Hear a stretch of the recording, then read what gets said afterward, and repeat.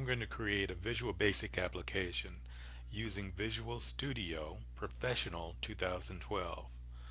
Now, the different versions of Visual Basic Express or Visual Studio 2010, whatever you're using, for now, they will look more or less the same.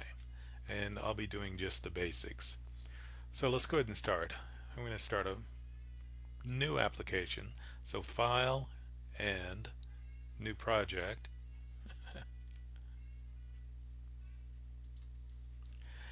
And I want to make sure that if I'm using Visual Studio that I've got Visual Basic selected. And I'm going to make a Windows application, and for now Windows Form application, and I want to make sure that I give it a different name than the default name. I'll just call it example for now. I want to make sure I know where it's being saved at. Right now the default location is in my Visual Studio 2012 project folder, so I'll be able to find that later on. And make sure I create a directory for the solution. Go ahead and start that, and now I'm going to go ahead and expand my toolbox. If I go over here and pin this down, I can see all the controls that I have, or menu for controls, and let me go to the common controls, and I'll drag a couple buttons on here and maybe a label or two and a text box. Okay, so I've got an application. I don't have any coding in any of the buttons, but I've got an application that I've created. So I'm going to go to debug, start debugging, make sure that this works okay, and there's the form that I created. It's running okay. Okay, let me make sure I get that closed.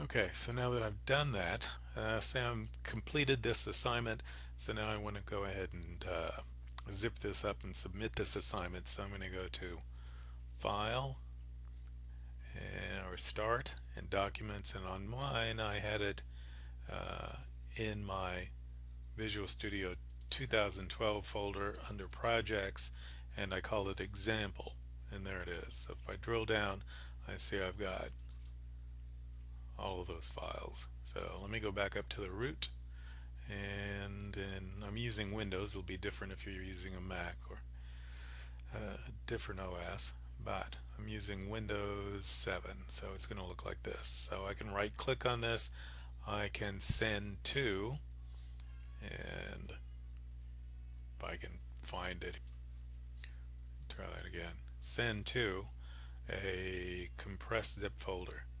So I'm going to click on that, and it'll take it and compressed it into a zip folder.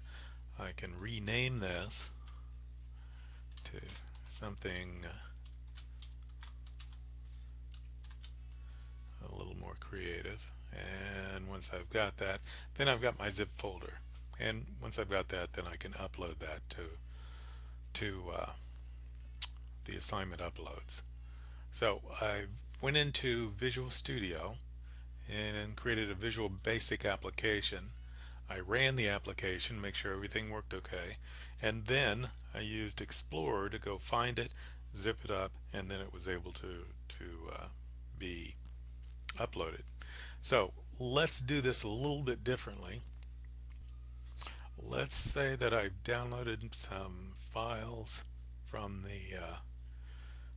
the author's textbook, and I unzip those, and maybe I come up with a file that's already partially created and I want to do some work on it. Well, the first thing I'd probably want to do is, instead of using the original file, what I'll do is I'll right click and copy this and place it in a new folder. I'll call it module 1.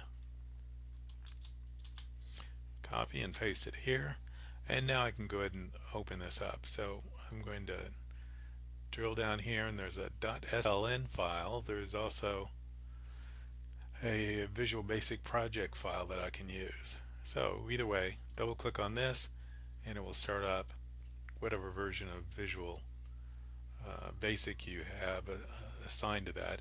If not, if it doesn't do that, then I'm going to close that out. Okay.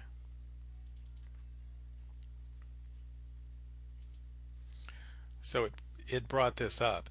Here's another way to do it. Say when I double click on it, it doesn't pull up in the right file. What I can do is go ahead and open up Visual Studio, and then once I do that, I can do File, and I can do Open and a project, and then I can go find that. Say that's in my Butler on my root drive under a folder I call Butler, and here into module 1 I've got it saved, and now I can go pull this up. Click open that up, and so I make all my changes to it. So I go into the coding and I add some coding to my buttons or some other part of the program, and I make any changes, and then I can do debug, start debugging, make sure everything runs okay.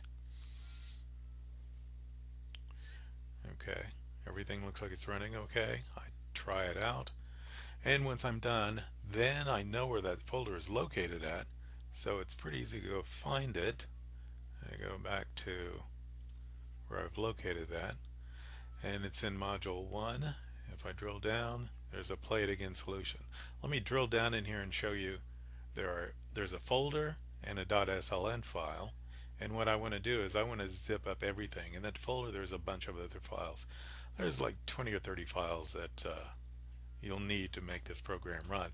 So I back up to this level and I right click, and I can send this one to a compressed zip folder. Now there's other ways to compress the file. This is just one of many ways to compress this folder.